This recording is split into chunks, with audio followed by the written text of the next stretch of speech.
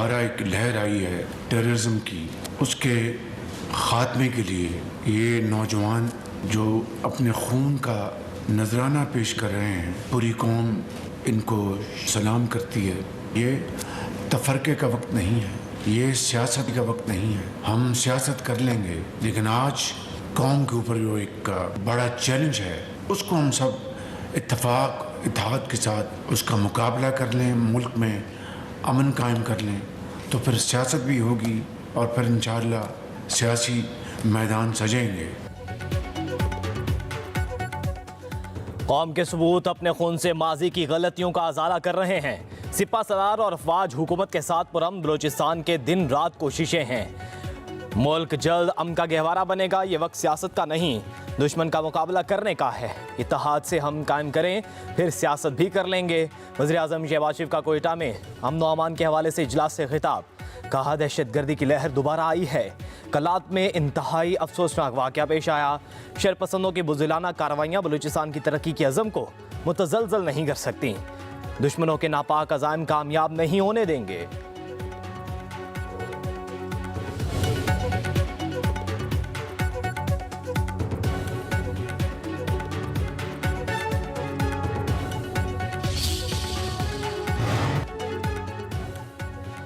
वज़ीर-ए-आज़म शहबाज शरीफ से Saudi fund for development के वफ़द की मुलाकात। वज़ीर-ए-आज़म ने सेहत, तवानाई, इंफ्रास्ट्रक्चर और तालीम के शोबों में ताउन को सराहा। CEO SFD ने जारी मंसूबों की पेशरफ से आगाह किया। मुलाकात के बाद ऑयल इंपोर्ट फाइनेंसिंग की सहूलत, मानसेरा में gravity flow water supply scheme के मुआहदों पर दस्तखत की तकरीब।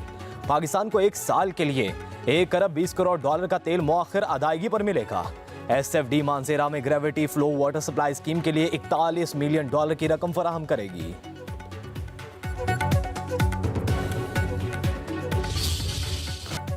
Chief justice of Pakistan justice Yahya Afridi ने जजेस के ट्रांसफर को खुशाइन करार दे दिया। प्रेस एसोसिएशन की तकरीब हलबर्दारी में इज़हार ख्याल करते हुए कहा, इस्लामाबाद विफाकी इलामत है। इस्लामाबाद हाई कोर्ट किसी एक खास की नहीं, पूरे पाकिस्तान की है। जजेस के ट्रांसफ़र आइन के तहत हुई। इस इकदाम को जजेस को सराहना चाहिए। इस्लामाबाद हाई कोर्ट में आने वाले जजेस की हौसला अफजाई होनी चाहिए। मजीद जजेस भी दीगर सूबों से आने चाहिए। एक बलूची और दूसरा सिंध बोलने वाला जज आया। विफाक पूरे मुल्क का है। आर्टिकल 200 के तहत अच्छा इकदाम है।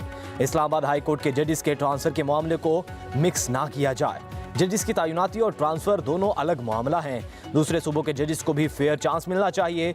जो आईनी मैंडेट मुझे मिला है उसे देखकर ही फैसला करता हूँ। जहाँ ज़रा सा भी लगा कि मेरा कोई इंटरेस्ट है, उस मामले से फ़ौरन अलग कर देता हूँ। जजेस के तहफ़्फ़ुज़ात दूर करने के लिए उनसे मुलाकातें करता हूँ। ये मामला भी जल्द ख़त्म हो जाएगा। कुछ वक्त ज़रूर लगेगा, लेकिन अपनी कोशिशें जारी रखूँगा।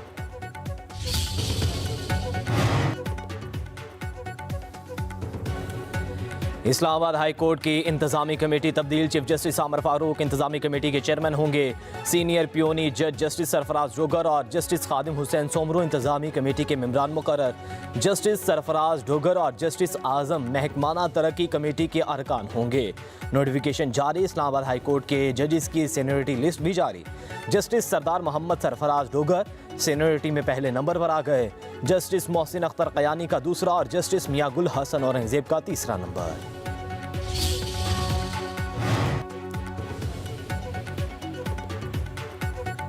बानी PTI का army chief general Syed Asim Munir को खत। दहशतगर्दी के खिलाफ जंग में फौज से इज़हार यकजहती लिखा। फौज रोजाना कुर्बानियां दे रही है, पूरी कौम फौज के साथ खड़ी है।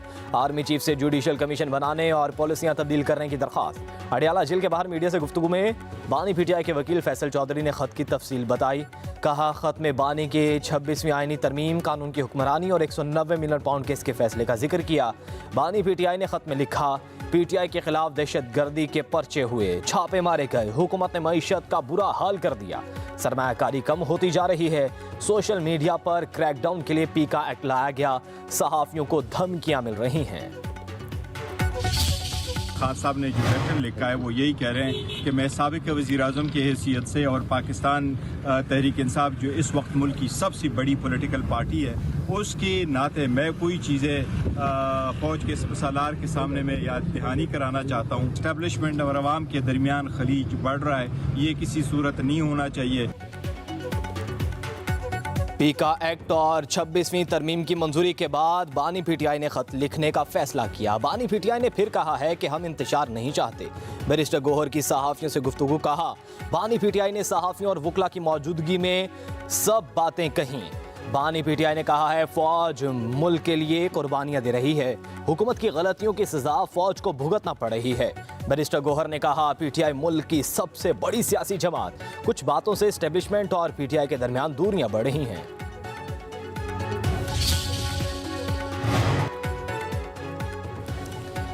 साबिक वज़ीर-ए-आज़म नवाज शरीफ और वज़ीर आला पंजाब मरीम नवाज से पंजाब असम्बली के अरकान की मुलाकात। अरकान असम्बली का वज़ीर आला पंजाब मरीम नवाज को बेहतरीन कारकर्दगी पर खराज तहसीन। नवाज शरीफ ने कहा आप सब मेरी ताकत और इज्जत हैं, अल्हम्दुलिल्लाह अवाम की मुश्किलात में कमी आ रही है।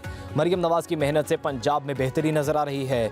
वज़ीर आला पंजाब मरीम नवाज ने कहा पंजाब वाहिद सूबा है जहां रोटी 12 से 14 रुपए में मिल रही है। हमारी कारकर्दगी पर सबसे बड़ा चेक अवाम और नवाज शरीफ है।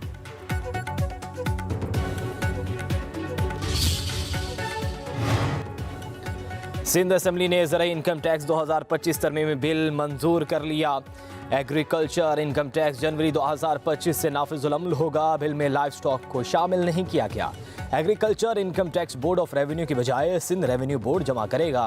कुदरती आफात की सूरत में एग्रीकल्चर इनकम टैक्स में एडजस्टमेंट होगी। आबाद अराजी छुपाने की सूरत में जुर्माना लगाया जाएगा। छोटी कंपनियों पर ज़राई टैक्स 20% और बड़ी कंपनियों पर 28% लागू होगा। ज़राई आमदनी 6 लाख सालाना तक होने पर टैक्स आयद नहीं होगा। ज़्यादा आमदनी वाले ज़मींदारों पर सुपर टैक्स नाफिज किया जाएगा। ये जिस जमात को पता नहीं है टैक्स दे रहे थे, जहां जैसे दूसरी जगहों पे FBR फेल होता है, हमारा भी रेवेन्यू डिपार्टमेंट फेल हो रहा था कलेक्ट करने में। पाकिस्तान की सूरत हाल के बारे में क्या पता होगा। जो फेलियर्स FBR के थे हमारे रेवेन्यू डिपार्टमेंट के भी थे। FBR जो एक करप्शन का गढ़ है, FBR ने अपने फेलियर्स पे पर्दा डालने के लिए कहा जी ये एक सेक्टर है ये टैक्स नहीं देता, एग्रीकल्चर। अब बाकी जो सेक्टर है उसमें माशाल्लाह इन्होंने सारी कलेक्शन कर ली है। वज़ीर आला सिंध सैयद मुराद अली शाह कहते हैं वफाकी हुकूमत ने हमें बंद गली में फंसा दिया, नहीं चाहते कि मुल्क डिफॉल्ट हो। FBR ने अपनी नाकामी छुपाने के लिए कहा कि ज़राई शोबा टैक्स नहीं देता। वज़ीर आला का सिंध असम्बली में इज़हार ख्याल। FBR को करप्शन का गढ़ करार देते हुए कहा FBR से टैक्सेस का अपना हदफ पूरा नहीं हो रहा। दीगर सूबों से बिल पास करवा चुके, फिर हमारे ऊपर बंदूक लेकर खड़े हो गए कि मंजूर करो। वादे आप कर लेते हैं, फिर सूबों पर दबाव डालते हैं। हम हुकूमत का हिस्सा नहीं, लेकिन जो लोग हुकूमत में हैं उन्हें भी सोचना चाहिए कि ऐसा ना करें। मुराद अली शाह ने कहा कि चंद रोज़ कबल बताया गया कि IMF की टीम नहीं आ रही, वो नहीं आई तो मुआहदा ख़त्म हो जाएगा और मुल्क पर असर पड़ेगा। नहीं चाहते कि IMF मुआहदे के ख़त्म होने की वजह हम बने। कोई जमींदार है ज़राई टैक्स देता है, अगर वो कोई अपनी कंपनी फॉर्म करेगा तो उस पर सिर्फ 5% बढ़ेगा, उसको 45% देने की जरूरत नहीं है। ज़राई टैक्स से जो भी आमदनी होगी वो हुकूमत सिंध इस सूबे के गरीब किसानों पे खर्च करेगी। काश्तकारों के लिए जो हुकूमत सिंध ने काम किए ऐसी आज दिन तक कहीं मिसाल नहीं मिलती। सिंध के सीनियर वजीर शर्जील इनाम मेमन ने कहा सिंध हुकूमत और पीपल्स पार्टी ज़राई इनकम टैक्स के खिलाफ है, लेकिन मामला पाकिस्तान का हो तो पीपल्स पार्टी पीछे नहीं हटती। ज़राई टैक्स अदा करने वाला कोई जमींदार अपनी कंपनी कायम कर ले तो 45 की बजाय सिर्फ 5% टैक्स देना होगा। सिंध हुकूमत ज़राई टैक्स के तमाम आमदन गरीब किसानों पर ही खर्च करेगी।